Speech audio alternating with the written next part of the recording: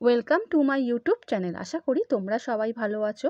আজকে আমি তোমাদের ক্লাস 12 ফোর্থ সেমিস্টারে হিস্ট্রি থেকে কিছু ইম্পর্টেন্ট কোশ্চেন আলোচনা করে দিচ্ছি। চ্যানেলে যারা নতুন, চ্যানেলটা সাবস্ক্রাইব করে রাখো, আর ভিডিওটা ভালো লাগলে লাইক এবং বন্ধুদের শেয়ার করে দিও। তাহলে বন্ধুরা আরম্ভ করে দিচ্ছি।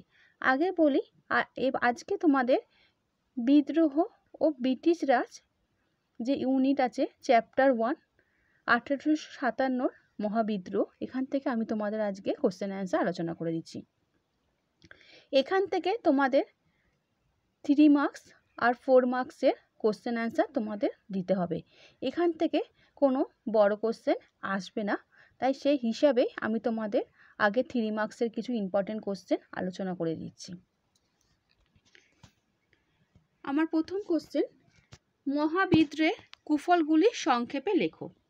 সূচনা: 1857 খ্রিস্টাব্দের মহাবিদ্রোহের ফলাফলের বিচারে বেশ কিছু কুফলও দেখা যায়।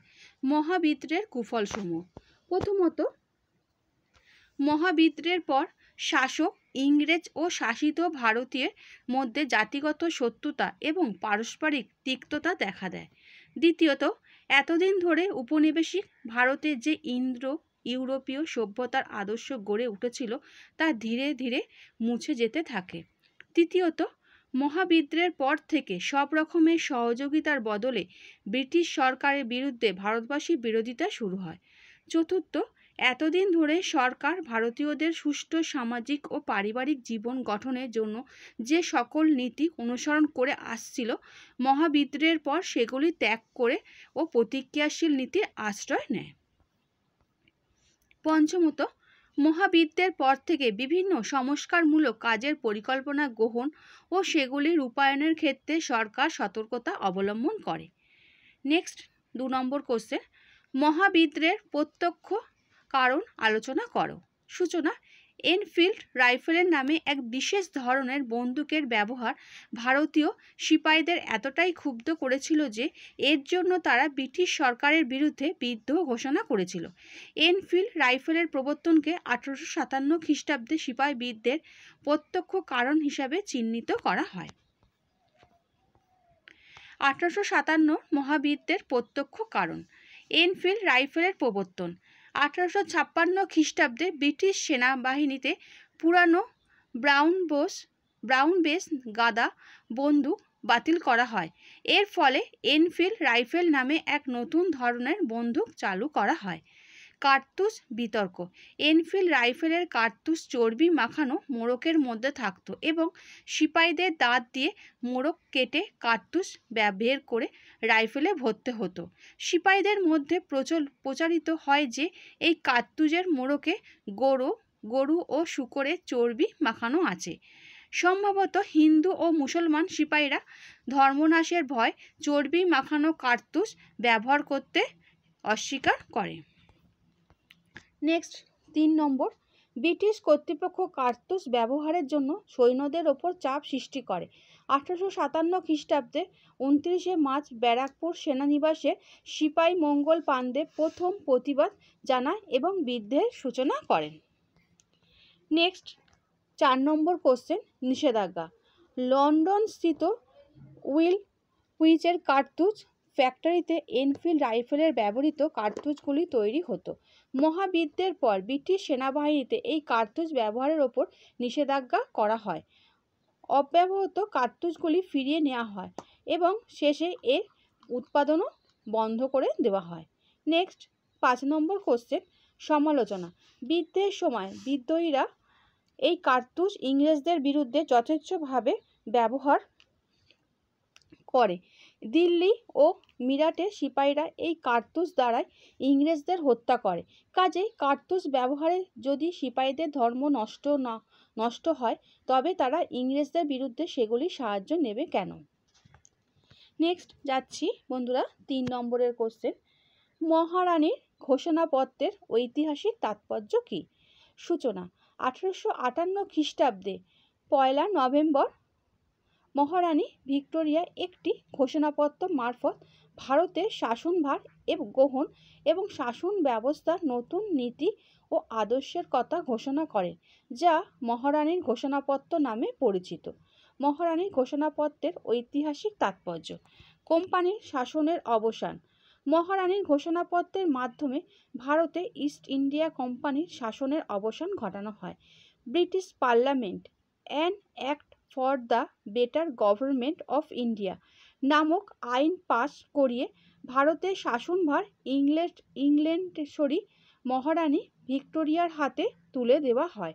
সিদ্ধান্ত হয় বোর্ড অফ কন্ট্রোলের স্থলে ব্রিটিশ ক্যাবিনেট মন্ত্রীদের থেকে একজন ভারত সচিব হবেন।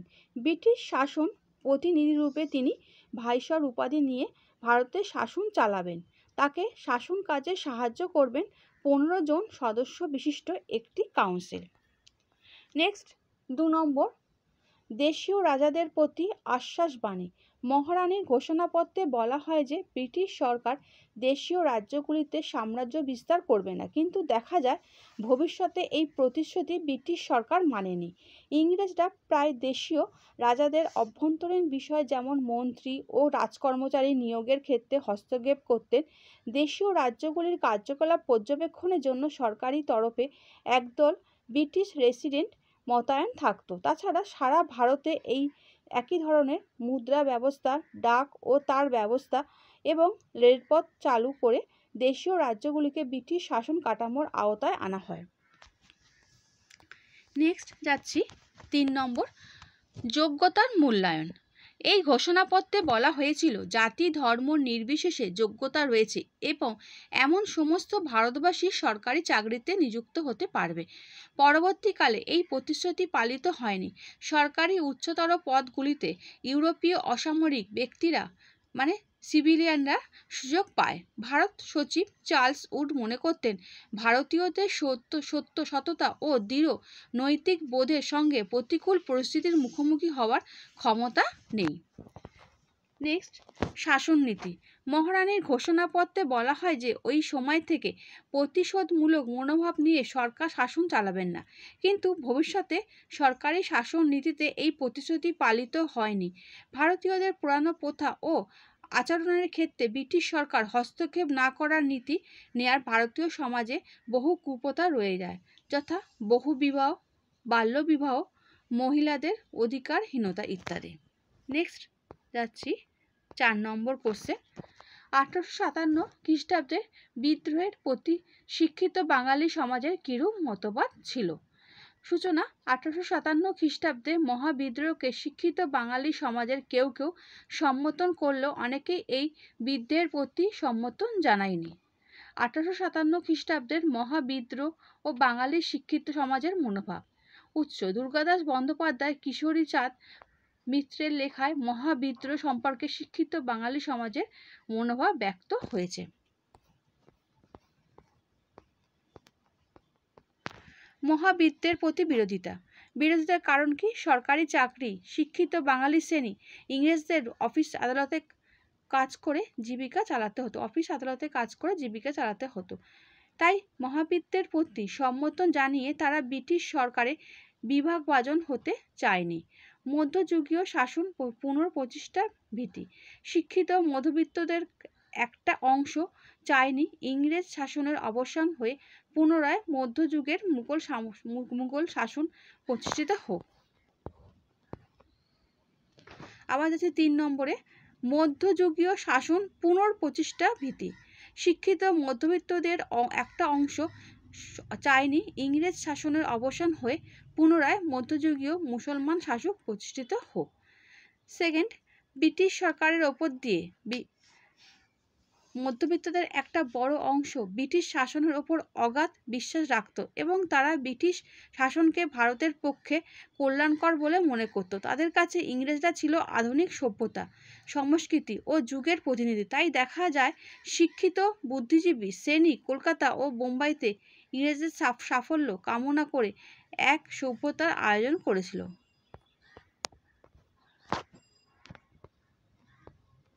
বিরোধিতার বিভিন্ন রূপ। সভার মাধ্যমে।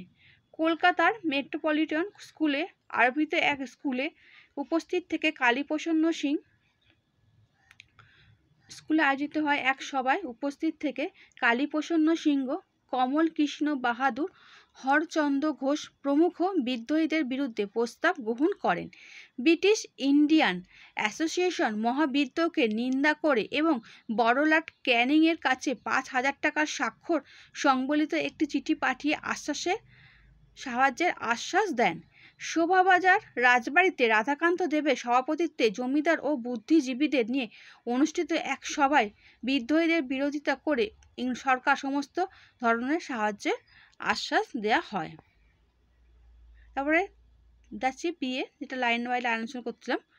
পত্র পত্রিকার মাধ্যমে সংবাদ ভাস্কর, সংবাদ প্রভাকর, অরুণোদয় প্রভৃতি পত্র পত্রিকার বিদ্রোহীদের তীব্র বিরোধিতা করা হয় এবং ব্রিটিশ সরকারের প্রতি সম্মতন জানানো হয়।